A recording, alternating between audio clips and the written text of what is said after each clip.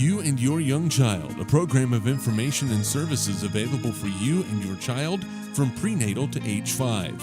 You and Your Young Child has been brought to you in part by Sternberg Museum of Natural History, also by The Dentist.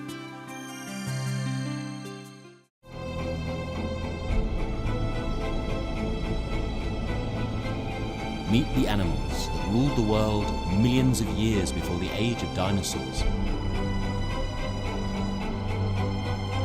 And find out about the worst extinction the world has ever seen.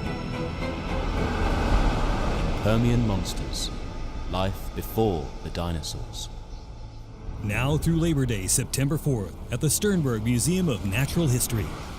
Come discover a one-of-a-kind family dental center for the whole family at The Dentist. Dr. Melinda Miner and her warm and friendly staff love working with children of all ages to help keep everyone's smile happy and healthy. They recommend all children see the dentist by age 1. The Dentist is now accepting new patients, children and their families. Visit them at 1010 Downing Avenue in Hayes or online at thedentistinhayes.com. See our ad in the Next Tech directory. Hello and welcome to You and Your Young Child, the program devoted to early childhood. My name is Dana Stanton and I'm the coordinator of early childhood grants for USD 489 here in Hayes. And with me today is Andy Stanton. How are you doing today, Andy? I'm doing fine. How are you? Well, now, Andy, every once in a while I have you come on the show and we talk about internet safety. And I think this is a really important issue because our kids at a younger and younger age are really plugged in to technology. Yeah. So I think it's always helpful for parents to have some guidelines, and it's always helpful for more information. So first of all, tell us, what kind of experience have you had with social media and things like that? Well, I've been involved in communications, advertising, PR for about 25 years. And, you know, Facebook launched in 2004. So that's been, 13 years ago, and at that time, a year later, I became a faculty member in Communications Studies Department at Fort Hays, and that was something that I took as a research interest, and it's amazing how social media has changed the way we communicate. Now, I know technology moves so fast. Yeah. I remember when I got email and I thought I was cutting edge technology, and now I'm on Facebook and my kids kind of roll their eyes because at this point to kids, Facebook is kind of almost old school. Right. So I'm going to ask you about some of these. And can you briefly tell us, for those who don't know, what some of these things mean? We know pretty well, we've got email down. Facebook. What is Facebook? Well, Facebook is kind of like the granddaddy of them all, of what we call social media. It's how people interact together online, sharing photos and messages and everything like that. But it's a great tool because, you know, I've reconnected with people that I haven't visited with since grade school, you know. But something that we need to not worry about, but really be cognizant of with young children, you know, typically, you know, you have to be 12 or 13 to actually sign up for Facebook. A lot of parents let their younger children do that. That's fine. But you want to make sure that as the parent, you know what's going on with your child online, whether it be where they're going on internet sites or who they're talking to on Facebook, who their friends are.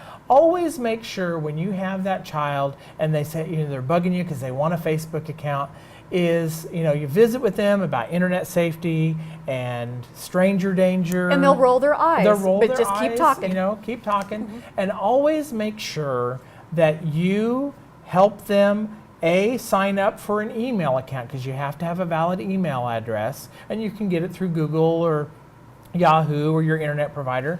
And also make sure that you have the password for them to get into their account. So that way, if you need to kind of do some double checking and see what Johnny or Susie are doing, you can log in and kind of see what's going on with it, especially with like the private messaging that can go back and forth. Now tell me briefly, Twitter. What's Twitter? Twitter is a phenomenon that really, I think, catches on both the East and the West Coast. Really isn't that popular. I mean, it's still popular here, but it's not such a huge deal as it is in some of the larger communities. Seems like it's smaller. It's smaller. You have 140 characters to get your message across. That's why I don't use Twitter. Yeah, we're definitely long-winded when it comes to that.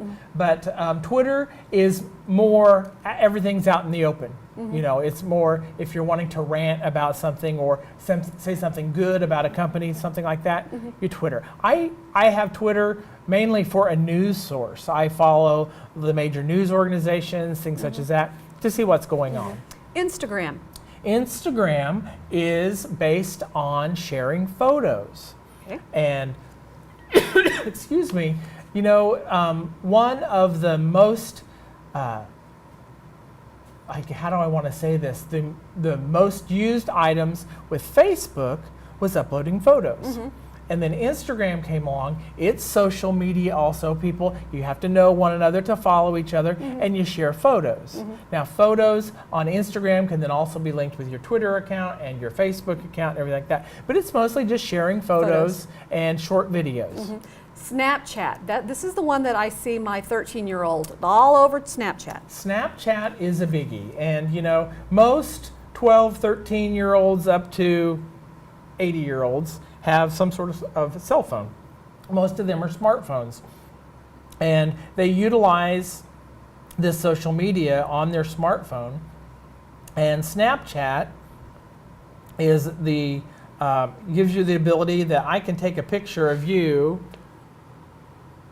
and then I can draw on it or do anything like that, and then I'm going to send it to, I can send it to you, I can send it to whoever I want to. I'll send it to our daughter Gracie. Has not approved me to be a Snapchat friend of hers, so I'm going to have to talk about that with her this afternoon.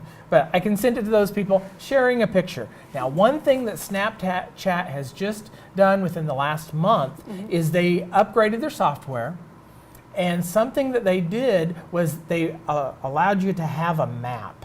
And I'm going to... I'm glad I'll let you look while I say Sure. I know I've seen on my social media preference, which is Facebook, a lot of moms and dads posting about you need to be careful. There's this new thing with Snapchat, and anybody can find your child, and it's really dangerous. And so tell us about that. Now, what I did is you can get into a map here on Snapchat of where your friends are. And I don't expect Brandon to be able to get a good shot of this, but it's showing that I'm right here, and our niece Katie, who lives in Manhattan, she's showing up here on her Snapchat. Everybody else has put themselves in ghost mode, and that's what we suggest for now. Our niece Katie's 25 years old. She can do whatever she wants to, but like for our kids, we want to make sure that they are in ghost mode, because without that ghost mode, people who are her Snapchat contacts or friends who might not be people that she actually knows could see exactly where she is. And that can bring up a safety issue.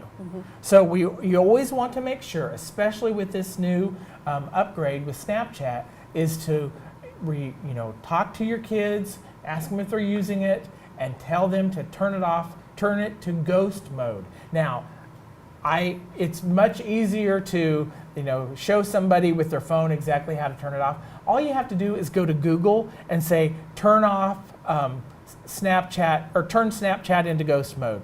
Google that, and you'll get tons of step-by-step instructions. I did it earlier today. It's very easy. It doesn't take but a couple minutes. Now, on the reverse side of that, there is something with, if your children has an iPhone, there is a safety feature there that can be very helpful for you if you're trying to figure out where your kids are. And it is, whenever you set up your iPhone, you can say, it'll ask you, do you want to turn on Find My iPhone, which is, it's a locator device.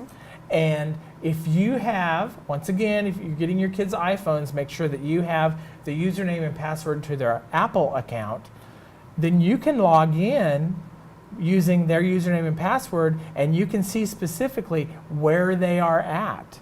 So, if it's after curfew and, Jackson says, oh, well, we were at such and such, and I can pull it up right here and say, well, it looks like you were right here.